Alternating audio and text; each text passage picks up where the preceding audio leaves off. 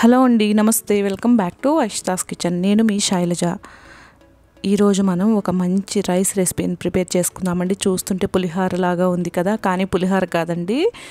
ఈ రైస్ని మనం ఎప్పుడైనా కూరలు చేయడానికి బద్ధకంగా అనిపించినా కానీ, ఎక్కడికైనా బయటకు వెళ్ళొచ్చినప్పుడు టైం లేకపోయినా కర్రీ చేయడానికి మనం ఈ రైస్ని ఎంతో ఫాస్ట్గా ప్రిపేర్ చేసుకోవచ్చండి. ఒక్కసారి ఈ నువ్వుల అన్నాన్ని టేస్ట్ చేస్తే మీరు లంచ్ బాక్స్లో కూడా చాలా బాగుందని తప్పకుండా పిల్లలు కూడా మళ్ళీ మళ్ళీ అడుగుతారండి. ఈ నువ్వుల రైస్ని ఎలా ప్రిపేర్ చేసుకోవాలి, ఈ నువ్వుల రైస్కి అవసరమైన నువ్వుల కారాన్ని ఎలా ప్రిపేర్ చేసుకోవాలో ముందుగా నేను మీకు చూపిస్తానండి. చూస్తున్నారు కదా, 2 టేబుల్ స్పూన్ల వరకు పచ్చిశనగపప్పుని వేసుకోవాలి. ఏమి ఆయిల్ వేయకుండా అన్నీ డ్రై రోస్ట్ చేసుకోవాలండి. ఇంగ్రీడియంట్స్ అన్నీ ఇవి కొంచెం వేగిన తర్వాత ఇందులో 2 టేబుల్ స్పూన్ల మినపప్పును కూడా వేసుకోవాలి. వీటిని కూడా ఒకసారి బాగా కలుపుకుంటూ ఒక 2 నిమిషాల పాటు వేయించుకోవాలి. మనం స్టవ్ని హై ఫ్లేమ్లో పెట్టి అస్సలు వేయించొద్దండి. లో టు మీడియం ఫ్లేమ్లో పెట్టుకొని మాత్రమే నిదానంగా వేయించుకోవాలండి. తర్వాత ఒక టీ స్పూన్ వరకు మనం జీలకర్రని, 1 టేబుల్ స్పూన్ జీలకర్ర వేసుకోండి. 1 టీ స్పూన్ వరకు మిరియాలను కూడా వేసుకోవాలి. వీటిని కూడా వేసుకున్న తర్వాత మనం ఒక 10 నుంచి 12 ఎండుమిరపకాయలను కూడా వేసుకొని మనం దగ్గరుండి నిదానంగా దోరగా వేయించుకోవాలండి. మనము నిదానంగా వేయించుకుంటే ఇవి మంచిగా రోస్ట్ అయిపోయి వీటిలో నుంచి ఒక మంచి అరోమా అనేది వస్తుందండి. తర్వాత ఇప్పుడు మనం ఎండు కొబ్బరిని కూడా ఒక 2 టేబుల్ స్పూన్ల వరకు ఈ విధంగా చిన్న ముక్కలుగా కట్ చేసుకొని యాడ్ చేసుకోవాలి.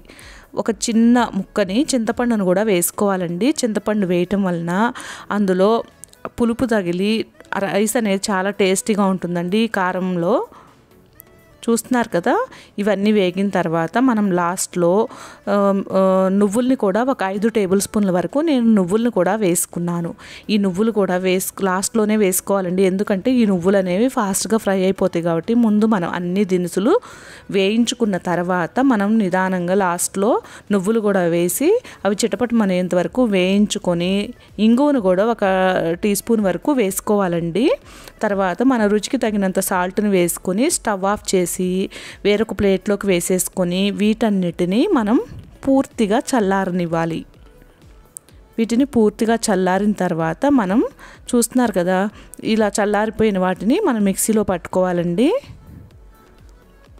మెత్తటి పౌడర్ లాగా మిక్సీ పట్టుకోవాలి. బరకగా పట్టుకున్నా కూడా రైస్లో బాగా కలిసిపోతుందండి.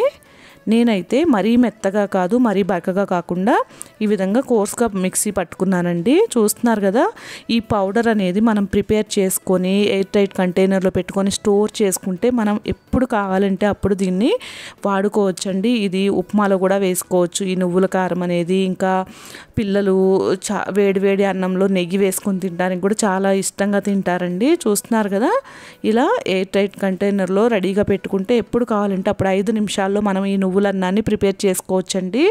ఇప్పుడు మనం నువ్వుల అన్నానికి పోపుని ఎలా వేసుకోవాలో చూద్దాం. స్టవ్ మీద ప్యాన్ పెట్టుకొని 2 టేబుల్ స్పూన్ల ఆయిల్ వేడి చేసుకున్న తర్వాత 2 టేబుల్ స్పూన్ల పల్లీలను వేసుకోవాలి. తర్వాత 1 టీ స్పూన్ మినపప్పు, పచ్చిశనగపప్పును కూడా వేసుకోవాలి. ఈ పల్లీలు వేసుకోవటం వల్ల తినేటప్పుడు మనకి పంటి కింద టేస్ట్ బాగుంటుందండి. తర్వాత ఆవాలు 1 టీ స్పూన్, మన గుప్పెడి నిండా జీడిపప్పును కూడా వేసుకోవాలి. 1 టీ స్పూన్ జీలకర్రను కూడా వేసుకోవాలి. ఫ్రెష్గా ఉన్న కరివేపాకును కూడా వేసుకుంటే ఫ్లేవర్ చాలా బాగుంటుందండి రైస్కి. వీటన్నిటిని మనం దోరగా వేయించుకోవాలి.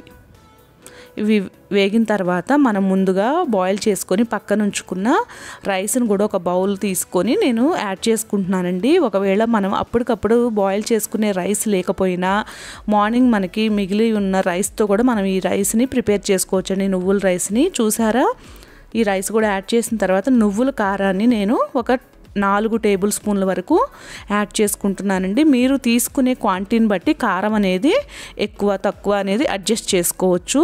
నేను తీసుకున్న ఈ బౌల్ రైస్కి ఒక 4 టేబుల్ స్పూన్ల వరకు ఈ నువ్వుల కారం అనేది సరిపోయిందండి. చూస్తున్నారు కదా, ఇదంతా కలిసేలాగా బాగా రైస్ని కలుపుకోవాలి. ఎంత ఫాస్ట్గా మనం ఈ నువ్వుల రైస్ని ప్రిపేర్ చేసుకున్నామో చూస్తున్నారు కదా.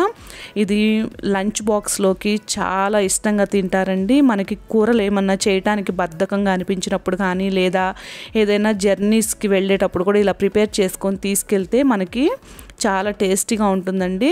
ఈ టైంలో మనము సాల్ట్ అనేది చూసుకొని, మనం కారంలోనే సాల్ట్ వేసాం కాబట్టి రైస్లోకి ఆ పొడి వేసినప్పుడు సాల్ట్ కొంచెం సరిపోదండి. మనం చూసుకొని ఈ టైంలో అడ్జస్ట్ చేసుకుంటే మనం 5 నిమిషాల్లో 5 నుంచి 10 నిమిషాల్లో ఈ రైస్ని ప్రిపేర్ చేసుకోవచ్చండి. జర్నీస్ టైంలో కానీ బయటకు వెళ్ళినప్పుడు ఈ రైస్ అనేది చాలా ఉపయోగపడుతుంది. చూస్తున్నారు కదా, వీడియో చూసిన వెంటనే లైక్ చేయడం అస్సలు మర్చిపోవద్దు ఫ్రెండ్స్.